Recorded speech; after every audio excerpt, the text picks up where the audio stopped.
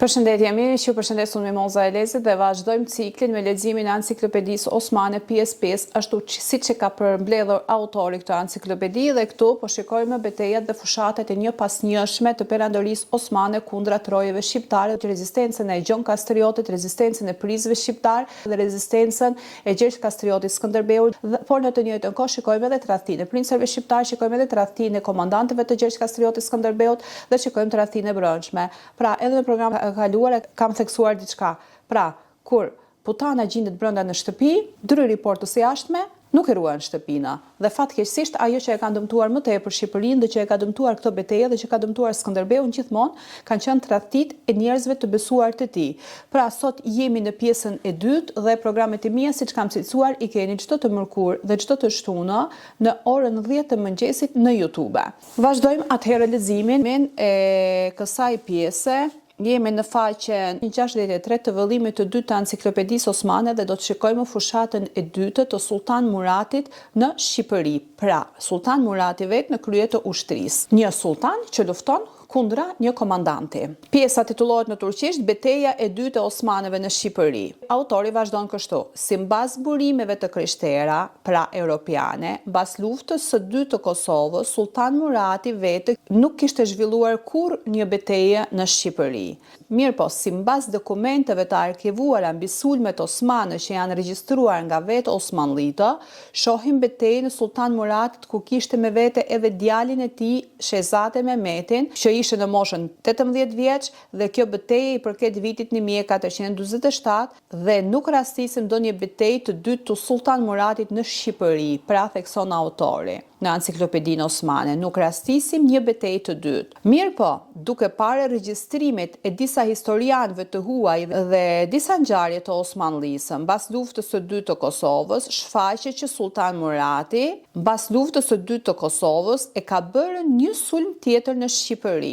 Pra, autori thekson qartës që duke parë disa ngjarje të osmanlive, shohim qartë që Sultan Murati ka bërë një betejë të dytë. Po pse nuk është futur kjo në regjistrimet e arkivave osmane? Apo mos vallë është diku, apo nuk e di. Ose nuk i ka interesuar, ose s'ka dashur të shkruajnë, apo tjetër. Kush e di? Mbase edhe ndonjë Hamza tjetër shqiptar i cili ka qenë në krye të frontit në ato kohë që punonin për perandorinë osmane, nuk ka dashur të shënojë këtë betejë sepse ka bërë politikën që të tregojë atë miqësinë pra që nuk janë bërë lufta në Shqipëri, ashtu siç thonë edhe një pjesë e shqiptarëve sot. Mbas betejës së dytë të Kosovës, ku Skënderbeu mësoi simbas lajmëdhënësit të tij që Sultan Murati po përhapur drejt zonave shqiptare, ai fortifikoi kështjellat e tij, prishi shtigjet dhe kalimin nga do të kalonte sultani me ushtrinë e tij. Njerëzit të cilët nuk ishin të aftë për të përdorur armën i dërgoi në vende të mbrojtura që udhëhiqeshin nga venecianët, vendosi forca të mjaftueshme në kalane e Krujës dhe vetëm me rreth 12.000 ushtar u nis drejt Dibrës. Sultan Murati në këtë sulm drejt Shqipërisë si fillim pushtoi kalane e Sivetigradit dhe pastaj u nis drejt Krujës. Ishte viti 1449. Përpara kalasë po derdheshin topat nga sultani. Skënderbeu gjindej diku pak larg Krujës dhe nuk dukej askund, siç e kemi parë. Edhe në pjesën e shkuar, autori theksonte që Skënderbeu ishte tërhequr në male dhe atu po bënte përgatitje për të sulmuar sultanin dhe kishte marrë në mbrojtje popullin. Pra këtu shkruan nuk gjindej askund, por siç e pam edhe në paragrafin e sipër, Gjergj Kastrioti Skënderbeu ishte tërhequr në male me forcat e tij, kishte prishur lugjet edhe rrugët ku do të kaloheshin ushtria osmane, njerëzit që nuk përdornin armë dhe njerëzit e paf popullin e kishte marrë në mbrojtje në pjesë që udhëhiqen nga venecianët. Pra nuk e kishte braktisur ushtrit, nuk e kishte braktisur qytetin dhe nuk kishte hikur ashtu siç e citojnë disa antishqiptar me gjak të prishur.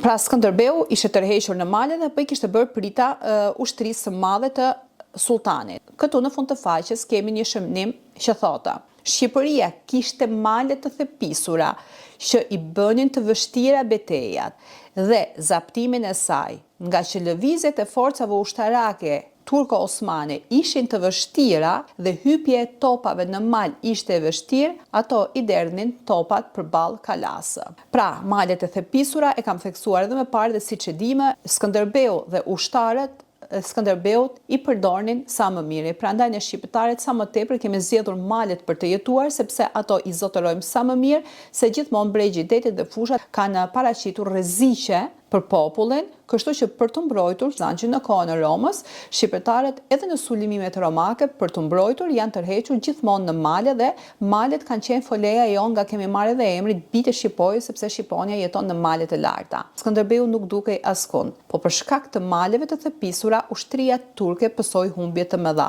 Pra nuk ishin malet e thepisura ato që luftuan kundër ushtrisë turke, por ishin shqiptarët, ishte Skënderbeu me ushtarët e tij të përgatitur që i zotëronin shumë mirë malet dhe duke i bërë prita, ato e zungur Simeon në Kurth dhe aty janë zorën shpirtin. Sultani për të shmangur luftën me Skënderbeun i kishte bërë atij një kërkesë që të pranonte paqen, mos të bënin luftë, por t'i paguante taksa. Por Skënderbeu nuk e pranoi paqen e sugjeruar nga sultani me kush që të paguante harxhet e sultani, por zgjodhi luftën të cilën e fitoi.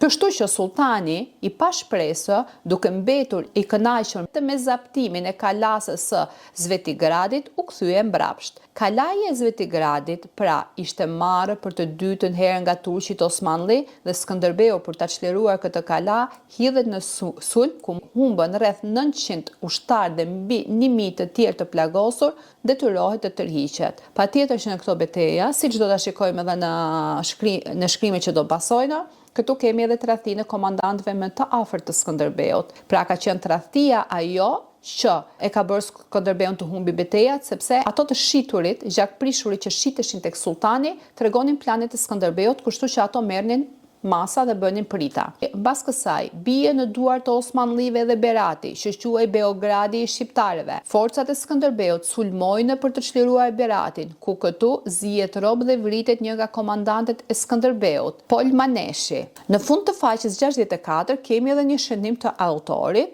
që kalaja e Zvetigradit ishte pushtuar edhe më parë nga turqit, edhe më parë viteve 1444 dhe ishte çliruar nga Skënderbeu. Dhe 5 vite më vonë në vitin 1449 ishte ripushtuar nga turqit Osman. Këtu mbaron pjesa e tretë e vëllimit të dytë të Enciklopedisë Osmane që pam hapturazi sulmin e madh dhe të gjerë të Sultan Muratit kundra trojeve shqiptare dhe rezistencën e Skënderbeut dhe strategjinë e tij guerrale, strategjinë e tij ushtarake, e cila kjo strategji duke përdorur malet dhe duke njohur terrenin sa më mirë dhe duke e përdorur këtë terren sa më mirë, ai me një ushtri të vogël i përballoi fuqitë osmane dhe i shkatërroi ato në ato betejë. Aty kur nuk ishte tradhtia dhe askush dhe ku nuk ishte spionim për sulme që do të bënte Skënderbeu, Skënderbeu i fitonte ato sulme, por kur kishte tradhtin dhe kishte spionin brenda, pra prandaj e theksova edhe në fillim që kur shtëpia e ka ato putanën brenda, dera jashtme nuk funksionon. Kjo ishte pjesa e përmbledhur për sulmin e dytë të Sultan Muratit në Shqipëri, por tani do të shikojmë edhe sulmin e tretë të Sultan Muratit të dytë në Shqipëri. Megjithëse në Enciklopedinë Osmane merr pjesë vetëm një shënim që Sultan Murati vetë ka bërë vetëm një sulm në Shqipëri,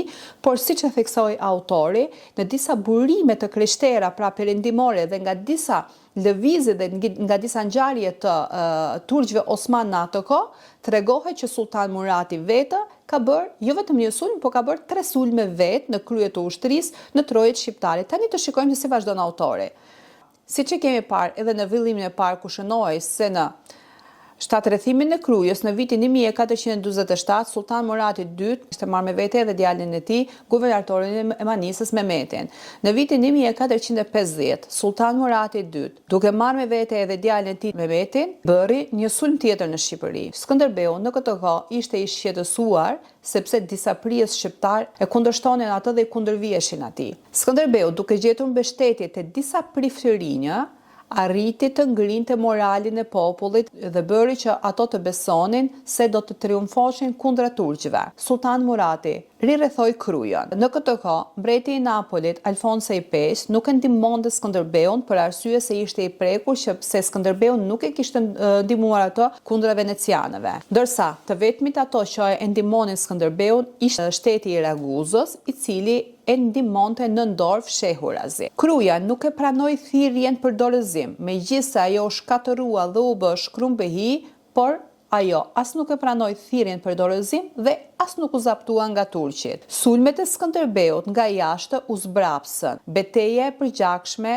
e shtatërrethimit të Krujës zgjati plot 5 muaj. Megjithëse Skënderbeu në këtë dëshpërim të madh ishte i gatshëm të ja linte kruje në udhëheqje venecianëve, por kjo ngeli pa përgjigje, kjo thirrje dhe ky mendim. Ishte nëntori i vitit 1445 kur Sultan Murati, pasi mori lajmin që janë hundjati po vinte në dimër të Shqipërisë, mbas marrjes së këtij lajmi sultani tërhoqi fuqitë e tij dhe hoqi shtatrrethimin e krujës.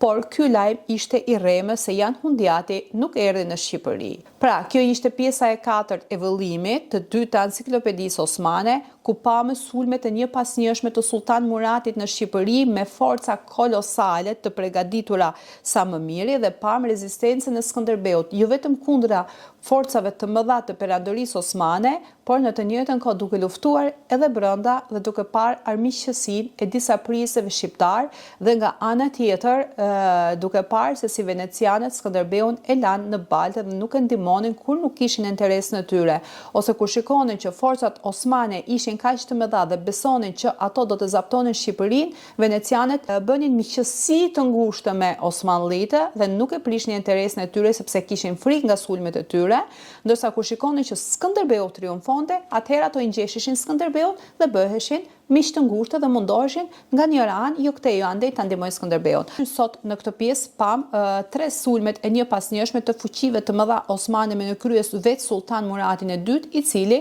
bëri sulme të njëpasnjëshme të mëdha në Shqipëri. Rrini në ndjekje për pjesën tjetër sepse kemi pjesë shumë interesante të shënuara në enciklopedi, sidomos mbi betejat e Skënderbeut dhe gjendjen e asaj kohe. Programet e mia mbi historinë shqiptare, mbi historinë që shkruhet në dokumente të ndryshme dhe mbi çështjen e shqiptarëve të Turqisë e keni çdo të mërkurë dhe çdo të shtunë në orën 10 të mëngjesit në ciklin tim, ndërsa programet e tjera për ngjarje ditore, për tema të ndryshme janë në ditë të ndryshme në orë të ndryshme. Pra, mirupafshim në programin tjetër, rrini në ndjekje sepse kam diçka shumë interesante në programin që do të vi. Faleminderit.